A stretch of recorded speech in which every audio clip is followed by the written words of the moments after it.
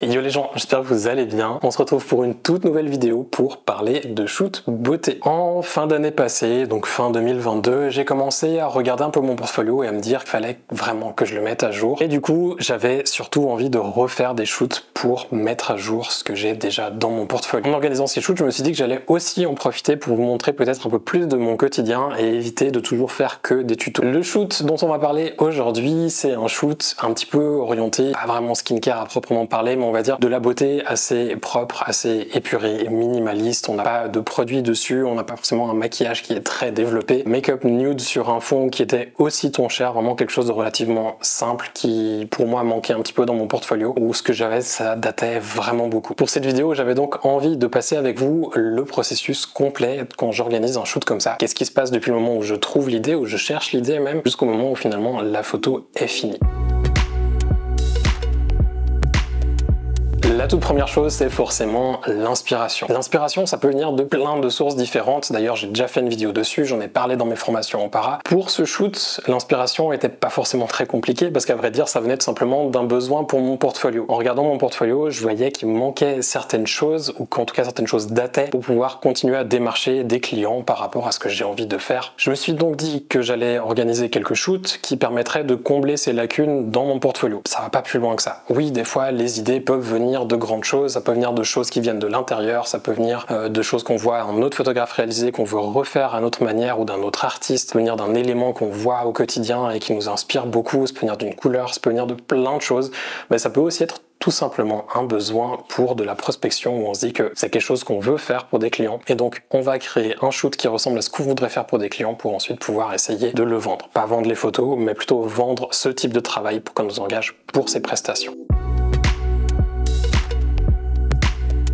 Du moment où j'ai mon inspiration, la deuxième chose qui est vraiment très importante, c'est de préparer le shoot. Pour moi, en fait, sur un shoot, il y a clairement trois parties. C'est la pré-production, la réalisation et la post-production. Ce sont trois parties qui sont vraiment très importantes et qui découlent en fait finalement de l'idée. Donc la première chose à faire, c'est forcément la pré-production parce qu'on peut avoir une idée en tête, mais il faut arriver à la communiquer aux gens avec qui on va travailler. Ça, c'est hyper important, que ça soit clair, que tout le monde comprenne ce qu'on veut faire pour pouvoir communiquer avec les gens autour de moi. Ce que je vais faire tout d'abord, c'est un petit mood board, juste quelques images, vraiment éviter d'en mettre trop. Si on en met trop, les gens vont des fois se fixer sur une, deux images qui sont peut-être pas forcément celles qu'on va prendre nous en tant que point clé de notre shoot et du coup eux auront une vision différente de la nôtre. C'est vraiment important en fait que le mood board soit cohérent, qu'il n'y ait pas trop d'images, qu'il y en ait juste assez et à la limite mettre des étiquettes ou faire des pages différentes en fonction de ce pourquoi les images sont là. Est-ce que c'est pour la lumière, est-ce que c'est pour les poses, est-ce que c'est pour du maquillage, de la coiffure, une ambiance, peu importe ce que c'est, mais c'est important vraiment de clarifier la chose pour les gens, que chacun sache pourquoi les images sont dans le mood board et pourquoi est-ce qu'on se focalise sur certaines plutôt que d'autres. N'hésitez pas aussi à mettre du texte avec votre mood board, c'est ce que je fais généralement. Je vais créer un petit document de pré-production comme je le ferais pour un client pour un shoot. Et dans le document de pré-production, je vais faire une page qui aura tout simplement les détails du shoot, donc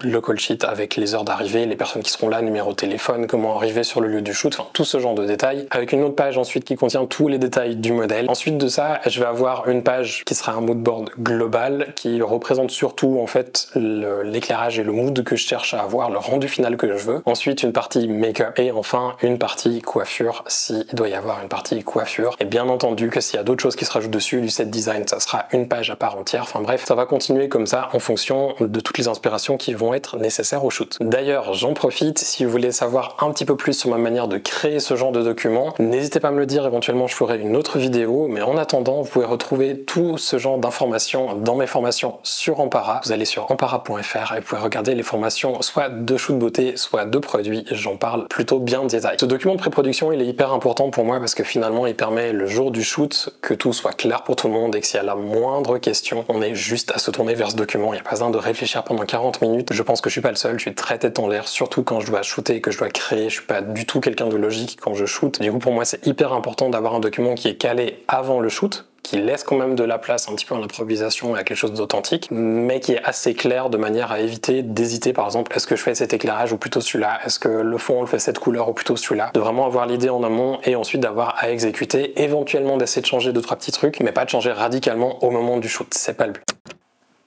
Avant de continuer cette vidéo, je voulais juste remercier le sponsor de cette vidéo qui n'est autre que Capture One. Capture One, c'est une marque qui me suit depuis maintenant de nombreuses années et que j'apprécie vraiment. C'est un logiciel, comme vous allez le voir dans cette vidéo, que j'utilise beaucoup dans tout mon flux de travail et dont j'aurais beaucoup de peine à me passer aujourd'hui. Vous allez voir d'ailleurs à travers cette vidéo qu'on peut l'utiliser pour bien des choses et personnellement j'utilise énormément quand je shoot connecté pour pouvoir partager mon travail avec tout le reste de l'équipe, mais aussi et même vous allez le voir quand je shoot en argentique, ça m'est utile quand je vais scanner mes photos.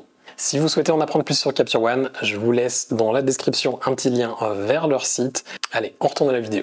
Une autre chose aussi d'ailleurs, si vous êtes tête en l'air, qui pour moi est importante avant le shoot, ça vient un petit peu après dans la préparation, quand tout le monde est calé, tout le monde est au clair. Une chose que je vais faire, c'est créer une session Capture One. Et dans la session Capture One, je vais déjà créer mes dossiers de capture pour être sûr de créer un dossier par look qui va être pris. C'est-à-dire que si par exemple j'ai 3 looks, donc je vais créer 3 dossiers, un pour chaque look, et un dossier de pré-light aussi pour les tests. Et éventuellement, si on a des prises de vue spécifiques, par exemple si je me dis ok, pour le look 1, j'aimerais bien avoir un close-up, mais j'aimerais bien aussi avoir un portrait plus large, je vais pouvoir par exemple faire un dossier look 1 close-up et un deuxième dossier look 1 portrait. L'idée pour moi c'est d'être organisé. Quand je vais passer dans Capture One, au moment où je vais regarder mes photos, je vois sur le côté dans la bibliothèque qu'il y a des photos qui peut-être vont manquer parce qu'on a des dossiers de capture qui sont pas remplis, qui sont pas utilisés. Ça c'est quelque chose pour moi qui est hyper important et qui m'aide beaucoup sur les shoots.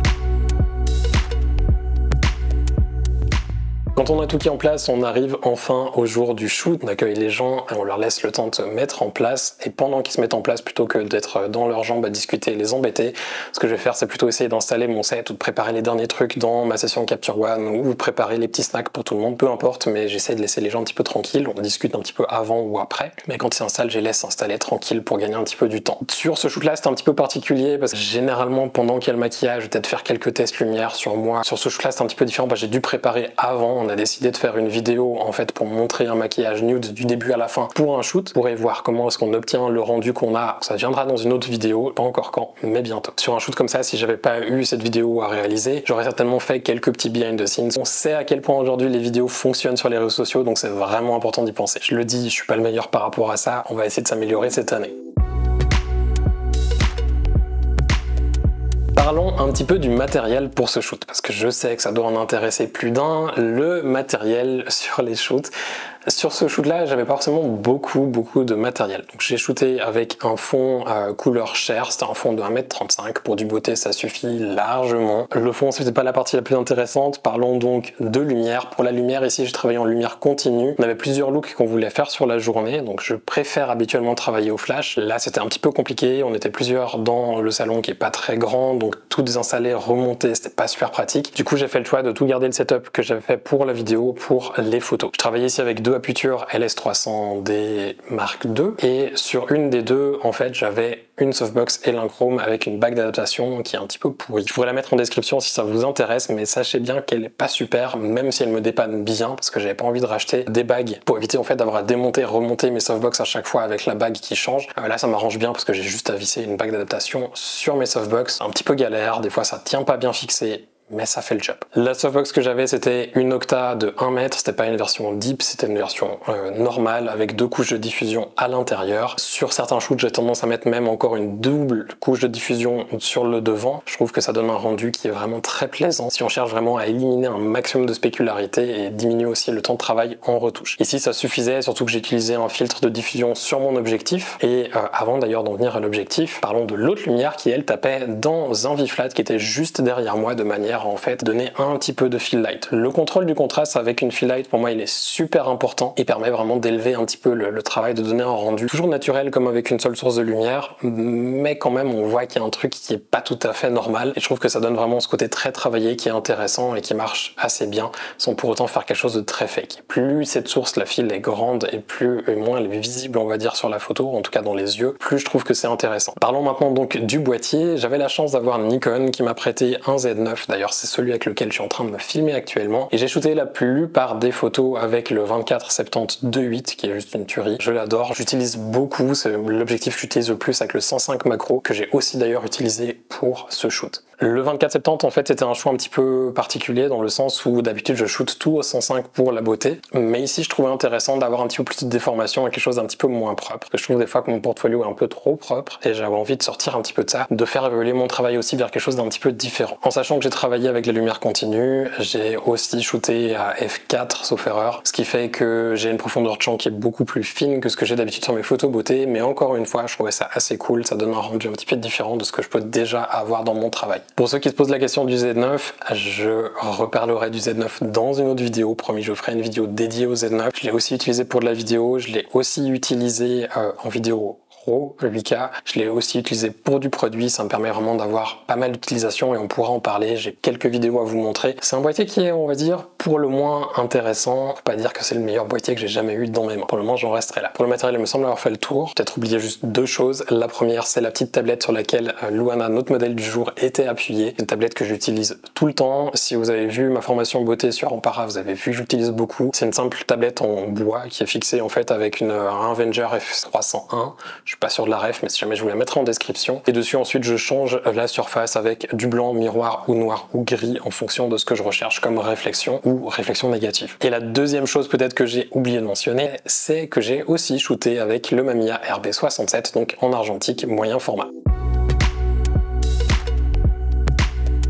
Avant de shooter, je vais toujours faire quelques tests forcément, donc là j'utilise dans Capture One mon dossier de Prelight, je shoot connecté avec mon boîtier qui est relié avec un câble USB-C directement à mon ordinateur et je regarde les photos à chaque fois que j'en fais. Donc je fais une photo, je vais regarder sur l'écran, je refais une photo, je regarde, j'ajuste ce qu'il y a besoin entre deux. Et c'est vraiment important de pas juste faire des tests sur quelqu'un, mais bien de le faire sur le modèle qu'on va shooter, parce qu'il peut y avoir des fois des différences à cause du maquillage, de la tenue. On se rend compte qu'il y a un truc qui manque un petit peu, qui marche pas trop, ou qu'on a envie de changer. C'est vraiment important de toujours le faire avant de commencer à shooter. À partir du moment où je trouve que le rendu commence à me plaire, je vais prendre la dernière photo que j'ai fait dans mon dossier Prelight, l'ajuster un petit peu dans Capture One pour avoir le rendu le plus proche de ce que je veux au final. Et ensuite, Capture One est super pratique pour ça, c'est qu'il va reprendre ses réglages sur les prochaines photos, ce qui permet aux gens qui sont avec vous sur le shoot d'avoir un rendu presque final, qui n'est pas retouché mais qui est déjà bien édité. Ce que je vais faire du moment où la photo test me plaît, qu'elle est éditée, je vais changer mon dossier, je passe dans le dossier Look 1 et je vais commencer à ce moment-là à shooter. Généralement quand je shoot, je regarde pas trop mon écran, je vais shooter pendant 2, 3, 4, 5 minutes, on va shooter et au bout d'un moment quand je me rends compte qu'il y a des trucs qui commencent à me plaire, je vais aller vers mon écran, on va tous se rassembler autour de l'écran et on va regarder un petit peu ce que ça donne, voir s'il y a des choses à corriger, s'il faut retoucher le maquillage, s'il y a certaines poses qui marchent mieux que d'autres, vraiment prendre le temps pour analyser un petit peu ce qu'on a fait. Ça se trouve, on a ce qu'il faut, des fois pas forcément, si c'est pas le cas, on re-shoot encore un petit peu. Si on voit qu'on a déjà ce qu'il faut mais qu'on se sent d'en faire encore quelques-unes, je vais aussi le faire. Pour moi c'est un petit peu au feeling, il n'y a pas de j'en shoot 15 et après j'arrête ou j'en shoot 300 jusqu'à être sûr d'en avoir au moins 10. C'est pas forcément le but, pour moi c'est plutôt au feeling et j'essaie de les sélectionner au fur et à mesure. D'ailleurs, petite astuce, pendant que je shoot dans Capture One, quand je regarde les photos avec tout le monde, je vais en afficher généralement 6 ou 8 sur l'écran à la fois. On en sélectionne 6 en appuyant sur la première, majuscule clic sur la dernière. On appuie sur la visionneuse pour ouvrir les photos dans la visionneuse et à ce moment-là, on les a côte à côte. Si certaines photos plaisent au reste de mon équipe, je vais mettre 5 étoiles sur la photo qui leur plaît. Si c'est une photo qui me plaît, je vais mettre 5 étoiles et en plus la balise rouge. Ça me permet en post-production, lors de ma sélection, d'être sûr des photos qui plaisent à l'équipe et des photos qui me plaisent et dans ma sélection finale aussi de considérer un petit peu ce que l'équipe aimait et d'être sûr que c'est pas juste des photos qui me plaisaient à moi mais qui plaisaient aussi aux autres. D'ailleurs aussi le fait de sélectionner les photos pendant le shoot il est hyper important parce que ça me permet d'éviter de faire re-shooter 20 fois la même pose. Ça arrive toujours pendant un shoot que tout d'un coup on a une pose qui nous plaise, on essaie de forcer jusqu'à la voir bien et tout d'un coup quand on retrie nos photos on voit qu'on a 6 photos qu'on a gardées, que c'est 6 fois la même pose. C'est un petit peu dommage et du coup je trouve ça cool de pouvoir noter les photos au fur et à mesure, de pas attendre trop longtemps avant d'aller regarder et faire une première sélection, pour ensuite essayer de bouger, de se dire ok on n'a pas beaucoup de ce profil, on n'a pas beaucoup de close-up, peut-être qu'il faudrait faire plus de ci, plus de ça. Ça nous permet vraiment de varier un petit peu nos prises de vue et ça je trouve que c'est très important. Ça va d'ailleurs faire maintenant je pense 9 ans que je travaille avec Capture One et j'aurais beaucoup de peine à changer. Pour moi sur un shoot c'est vraiment un de mes éléments clés, c'est ce qui me permet d'avoir finalement un petit peu le résultat que j'ai. Je me verrais pas aujourd'hui ne pas shooter connecté et ne pas shooter connecté avec Capture One. Tellement j'en ai l'habitude et que j'aurais de la peine à venir vers autre chose. C'est d'ailleurs à cause du mode, ou plutôt grâce au mode connecté que j'ai passé à Capture One il y a maintenant 9-10 ans. Comme je l'ai dit avant, j'ai aussi shooté en argentique sur ce shoot. Petit problème, j'y ai pas pensé lors de la prise de vue, c'est que j'ai shooté à 1/125e de seconde avec quelques cafés dans le sang déjà depuis le matin et vous allez voir, les négatifs sont pas très nets malheureusement. C'est même pas que la mise au point a été ratée, sur certaines oui, mais en fait il y a du flou de mouvement parce que le miroir il claque fort sur le RB67. Du coup le moins de mouvement se ressent, j'ai l'habitude de shooter au flash et là du coup j'étais un petit peu surpris et en mal lorsque j'ai développé les négatifs. Je me suis dit que j'allais quand même garder cette partie pour vous montrer ce processus et comment aussi est-ce que je vais reprendre ces négatifs et les mettre dans Capture One pour avoir tout au même endroit. Je ne vais pas forcément vous détailler tout le processus de développement. Si ça vous intéresse vraiment que je vous parle plus d'argentique, je fais volontiers d'autres vidéos où je peux détailler certaines parties. En tout cas, je pense que le scan, je vous en referai une. Vous allez voir plus tard pourquoi. Après un shoot comme celui-là où j'ai numérique et argentique, j'aime bien développer l'argentique le plus rapidement possible. Et malheureusement, suite à quelques soucis, on va dire, avec des laboratoires dans ma région, je me suis mis à développer moi-même. Vous allez voir comment je le fais. C'est pas très compliqué, ça prend juste un petit peu de temps, mais on va dire c'est un petit peu un moment pour méditer. Je trouve ça plutôt cool et reposant. Ici j'avais donc du moyen format, pellicule 120, j'avais shooté que de la Portra 160. J'ai développé avec les chimies de Cinestill, que je peux vous mettre en lien si ça vous intéresse, juste en dessous dans la description. Le processus en soi il n'est pas très compliqué comme vous allez le voir. Donc je prends mes pellicules, je vais tout d'abord dans le noir, donc j'utilise ici cette espèce de manchon où on met nos mains dedans avec les pellicules et tout le matériel qu'on a besoin, que ce soit dans la nuit, parce que j'ai pas une pièce que je peux complètement occulter où je peux avoir une seule bribe de lumière. Donc je le fais dans ce truc là, ce qui est pas très pratique. Si il fait chaud, vous allez voir que vous allez ressortir vos mains transpireuses, c'est absolument génial. Transpireuses, transpirantes. Donc je mets mes pellicules sur les petites spires qui vont ensuite dans la cuve ou dans le tank si vous avez regardé d'autres vidéos qui parlent en anglais comme moi. C'est pas super compliqué à faire, ça prend juste un petit peu de temps, ça fait un moment que vous n'avez pas refait, vous allez voir que comme là j'ai un petit peu galéré, ça m'a pris un petit moment quand même pour les monter sur les spires, surtout que des fois ça croche un petit peu, c'est un peu chiant. Du moment où je les ai montés sur mes spires, je les mets dans la cuve et quand ça c'est fait, ensuite je vais mettre de l'eau dans un bac en plastique dans lequel je mets mes chimies et je mets un cuiseur sous vide pour monter l'eau à température nécessaire. Ici en l'occurrence avec les Cinestill c'est 39 degrés. Ce qui est très cool avec les cuiseurs sous vide c'est que ça permet de maintenir l'eau à température parce que avant je le faisais avec l'eau qui coulait en permanence depuis mon évier. Je vais ajuster, j'avais un thermomètre, c'était super chiant que là du coup ça les maintient vraiment bien à température. Mais toujours un petit peu plus d'eau que ce que j'ai vraiment besoin pour couvrir le bas de mes bouteilles que ça reste à température. Et ce que je vais faire c'est qu'en fait avec l'eau en plus quand c'est à 39 degrés je vais rincer une première fois mes pellicules. Donc je prends un petit peu d'eau avec un petit bac, petit pot d'eau, un mesureur. Je le mets dans ma cuve, j'agite juste 1, 2, 3 petits coups et après quelques petits agitements, je renlève mon couvercle, je vide la cuve et on est tout bon. D'ailleurs vous allez voir c'est très joli, ça sort tout vert, un verre qui est joli, il faudrait peut-être une fois que j'en fasse des photos, je suis sûr qu'il y a moyen de faire un truc avec ce liquide vert. Du moment où ça c'est fait, on passe au premier produit, je vais mettre le développeur ou révélateur dedans. J'ai tendance à utiliser le terme anglais parce que j'ai appris ce genre de choses en anglais, donc je crois que c'est le révélateur en français. Du moment où les 3 minutes 30 sont passées, je reverse ma chimie dans la bouteille que j'ai. Je prends le deuxième qui est le Blix que je verse dans ma bouteille et là on est reparti pour la même chose que le révélateur, sauf que cette fois c'est pour 8 minutes, donc j'agite ma cuve pendant 15 secondes au début et ensuite chaque 30 secondes, 4 fois je la retourne et après 8 minutes, on peut enfin vider la cuve, on remet tout ça dans une bouteille et je prends le tout dernier produit qui est le stabilisateur, je mets dans la bouteille, j'agite pendant 15-30 secondes et après 1 minute, pareil, je revide dans ma bouteille, je vide ma cuve dans ma bouteille. Et à ce moment-là, je peux sortir mes pellicules et regarder ce que ça donne. C'est toujours vraiment la surprise qui est cool, je trouve, quand on développe soi-même, c'est de regarder ses pellicules, les sortir et voir un petit peu ce que ça donne, si c'est bien développé, si ça a l'air de ressembler à quelque chose, si on a un rendu qui pourra peut-être être utilisé. D'ailleurs, petite astuce pour ça, si vous avez un téléphone, ce que je pense que vous devriez avoir avec Instagram, je pense aussi que vous devriez avoir, n'hésitez pas à aller sur le compte de Cinestill, dans leurs petits onglets sur les filtres, vous avez un filtre négatif qui en fait permet d'utiliser ce filtre sur Instagram pour convertir déjà vos négatifs en une vraie photo qu'on peut regarder. C'est plutôt cool d'ailleurs, n'hésitez pas à faire un petit reels avec ou une vidéo pour les stories. Ça marche plutôt bien, les quelques fois où je l'ai fait, il y a pas mal de retours dessus où les gens trouvent ça vraiment très cool.